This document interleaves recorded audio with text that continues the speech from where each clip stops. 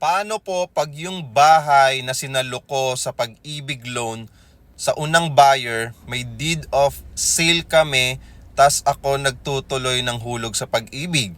Need ko ba inform developer ko? Actually, kahit hindi nyo na po i-inform yan kasi nasa Pag-ibig naman na po yan eh. Pero i-inform lang po natin yung developer kapag yung property na sinalo po natin under developer pa. Pero yun kasi nakay ano na yan eh, nakay Pag-ibig na po yung titulo niyan. So kayo na po talaga update niyan kay Pag-ibig, lalong-lalo na yung mga payments. Pero kung deed of sale lang po yung meron po tayo, much better po na puntahan po natin yung Pag-ibig and then sabihin po natin sa kanila kung ano po yung mga kailangan na legal papers, mga requirements na kinakailangan ninyo para matransfer talaga yung ownership po sa pangalan po ninyo under Pag-ibig Payments po, no? Para mas maganda na nagbabayad ka, nakapangalan na talaga sa'yo yung property kasi ikaw na yung sumalo.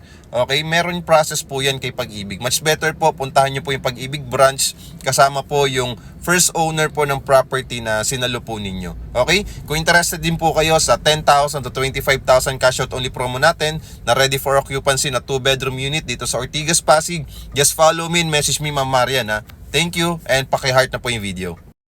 Interested ka sa mga pinopost ko, follow me dito sa aking TikTok account at huwag mo na rin kalimutan mag-follow sa aking official Facebook account. Just follow my TikTok account and just follow my Facebook account. Maraming salamat. God